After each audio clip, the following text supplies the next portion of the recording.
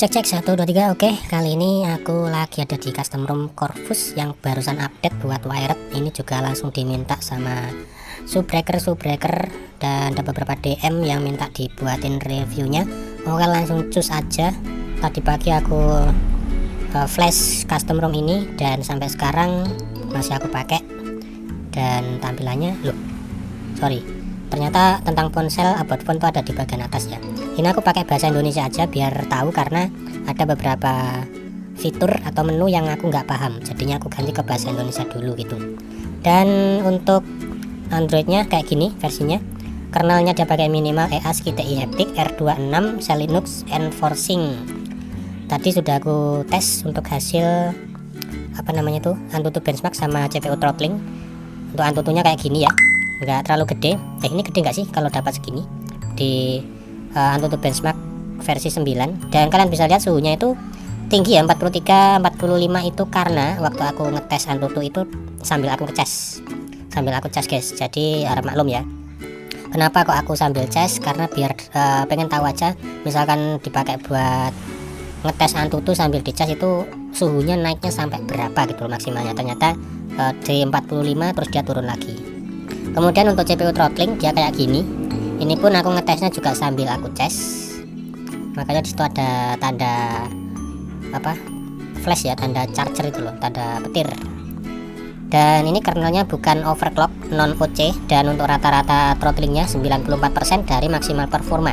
Jadi menurutku ini masih terbilang stabil guys, enteng. Waktu aku pakai sih emang nggak ada kendala sih. Kendalanya itu yang umum cuman di bagian kamera. Oke, kita buka kamera dulu. Di bagian kamera ini kendalanya itu yang bikin nggak serk itu ternyata di bagian save to SD card. Karena ini aku udah pakai satu SIM ya, jadi aku pasang SD card yang satunya. Waktu aku aktifin ini ternyata dia bikin force close waktu dijepret, jadi ini nggak bisa kita aktifin ya. Terus kemudian suara kamera ini kan sudah aku disable tapi dia masih tetap bunyi. Kemudian di bagian bawah antara watermark sama penampil waktu ini, info waktu ini dia nggak bisa muncul. Untuk waktu ini dia mau muncul satu-satunya di mode kotak atau di mode square. Ini dia bisa muncul, dan untuk watermarknya tetap nggak bisa, di mode apapun dia nggak bisa muncul. Antara foto, potret, kotak, panorama ini semuanya normal ya, nggak ada masalah. Terus di bagian video ini kan ada time lapse, ini normal.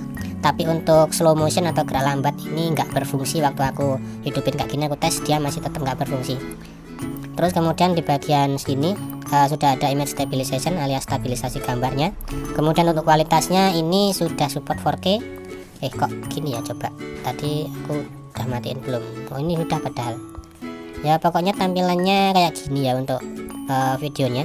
Dan untuk menunya itu ada deteksi wajah, terus ada heat face detection kayak gini. Nah ini ada turn on parallel processing, tapi aku nggak paham ini buat apa. Yang jelas ini setelan baru ya, atau fitur baru yang ada di kamera kayak gini. Yang buat foto tadi belum aku tunjukin ya, setelannya itu di bawahnya ya kurang lebih mirip lah. Dan ini ada tangkap objek pilihan saat posisi diam.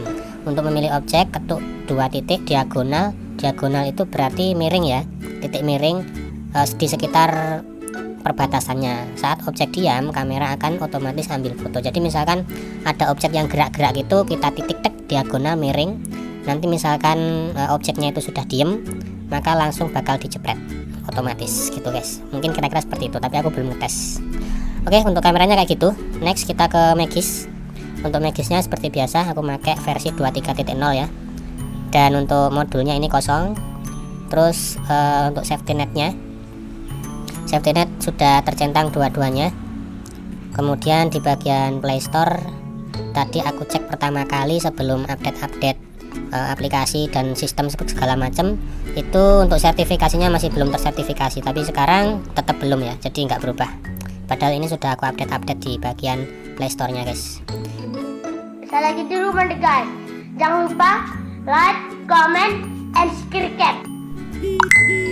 Ngemeng-ngemeng soal aplikasinya, ini masih belum ada aplikasi galeri atau aplikasi foto ya, jadi kalian harus install sendiri. Di sini aplikasi galeri yang aku pakai kayak gini. Kalau kalian mau silahkan aja ambil di channel telegramku ya, cari aja ketik galeri gitu, nanti terus scroll ke atas mungkin bakal ketemu. Oke, kita langsung masuk ke menu settingnya. Tadi tentang ponsel sudah aku tunjukin. Kita ke Corvus setting dulu ya. Ini ada game space, langsung ditunjukin game space di bagian atas. Nah, untuk menu game space-nya menurutku ini biasa aja ya. Nanti kalian harus masukin gamenya secara manual karena ini nggak bisa detect. Jadi misalkan FF, nah ini sudah masuk ya. Nanti kalau kita buka ya bakal ada game space-nya kayak gitu. Tapi menurutku sih nggak ngaruh ya kalau di AOSP itu, nggak kayak di MIUI yang ada pilihan buat bales chat, WA atau apapun ya. Itu langsung dari layar gamenya. Kalau ini harus keluar dulu dari layar gamenya, nggak asik jadinya. Kemudian di bawahnya ada timing dan di bagian sini ada use custom color. Ini nggak aku aktifin, biarin aja. Dan memang aku nggak terlalu mudeng soal bagian ini, bagian yang atas ya maksudnya. Kalau untuk sistem timing kayak font ini bisa kita pilih-pilih, pilihannya juga lumayan banyak. Sampai bawah ini ada macam-macam pilihan. Terus icon pack, signal icon, wifi icon, sama shape. Untuk wifi iconnya cuman ada dikit ya. Kemarin itu ada custom ROM yang di bagian sininya itu banyak banget ya, banyak pilihan, dan aku suka banget itu customisasinya enak banget yang itu. Tapi aku lupa namanya apa ya kira-kira. Ada yang ingat mungkin silahkan tulis di kolom komentar. Kemudian untuk status bar, nah status bar ini ada traffic indicator, kemudian tampilan jam bisa kita taruh di tengah atau di pinggir. Kalau di pinggir bakalan ada bulat apa pinggirannya tuh ya, ada backgroundnya warna orange tua itu ya.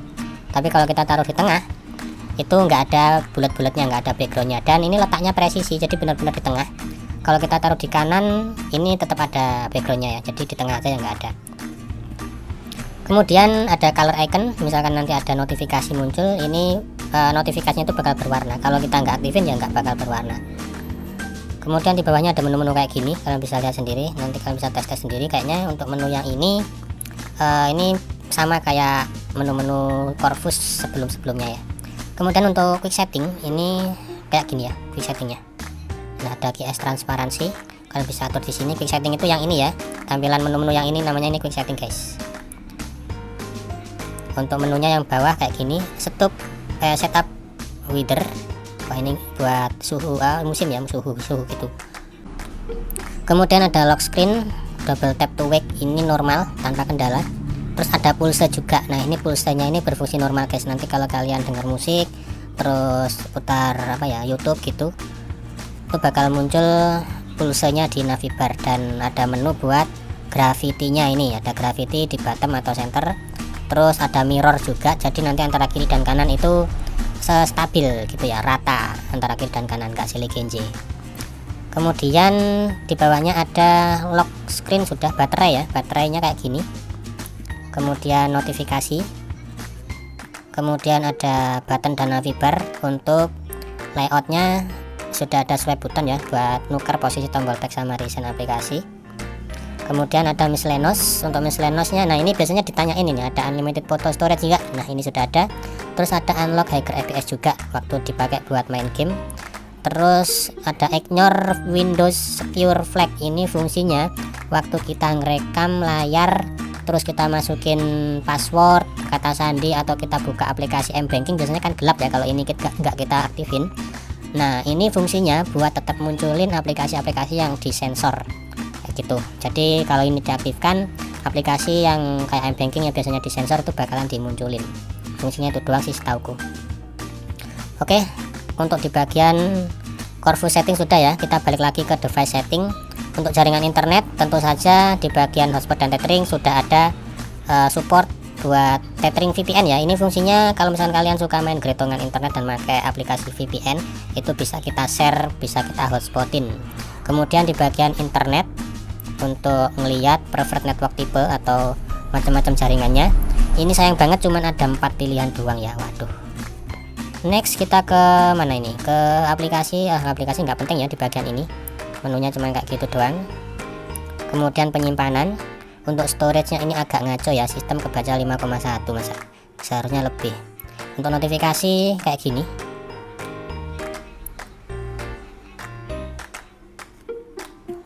Kemudian menu baterai ini pun juga nggak ada fitur yang unik, jadi masih biasa aja fiturnya. Kemudian ada sound atau suara. Paling bawah ini masih dikasih Mi Sound Enhancer ya, ini oke banget lah. Kemudian untuk tampilan atau display, ada tampilan kayak gini menunya. Ini buat layar kuncinya ya. Aku nggak biasa pakai bahasa Indonesia, jadinya agak gimana gitu ya waktu pakai bahasa Indonesia ini. Tap to sleep-nya ada juga di sini dan berfungsi normal ya untuk double tap-nya ini. Kemudian ada wallpaper dan gaya. Untuk wallpapernya bisa kita ubah-ubah guys, banyak pilihan di bagian wallpaper ini. Kalian bisa gonta-ganti, ada di community atau pixel seperti ini ya. Nanti bakal muncul sendiri. Ini sambil download, nah ini kayak gini. Nanti bakal muncul. Bisa dipilih-pilih aja sesuai selera. Di bagian bawahnya ada menu seperti biasa ala Android 12. Kemudian next kita ke keamanan. Keamanan sudah ada pin, face unlock, fingerprint, app locker, smart lock. Jadi ini sudah lengkap banget ya untuk security-nya. Kemudian next kita langsung loncat ke Xiaomi Part. Nah, ini dikasih Xiaomi Part juga masih keren banget guys. Ada ambient display, gestur di sini. Tapi untuk ambient display biasanya aku matiin aja ya, biar nggak boros baterai lah. Kemudian ada display kalibrasi. Ini kita bisa aktifin di sini. Bisa ada pilihannya buat burn in set biar nggak layarnya nggak burn in, kita aktifin kaca. Terus ada FPS info. Ini untuk FPS info tampilannya kok gede banget ya, pojok kanan atas.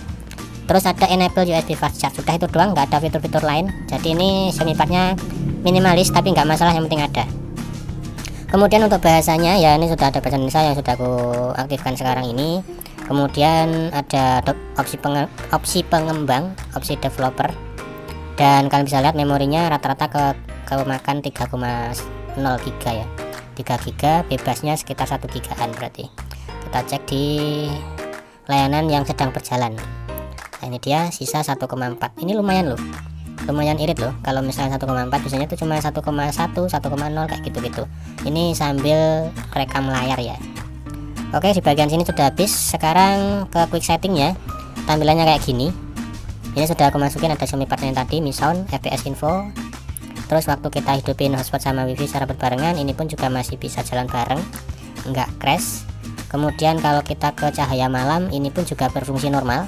Mungkin di layar kalian nggak kelihatan ya, tapi ini berfungsi normal guys, beneran.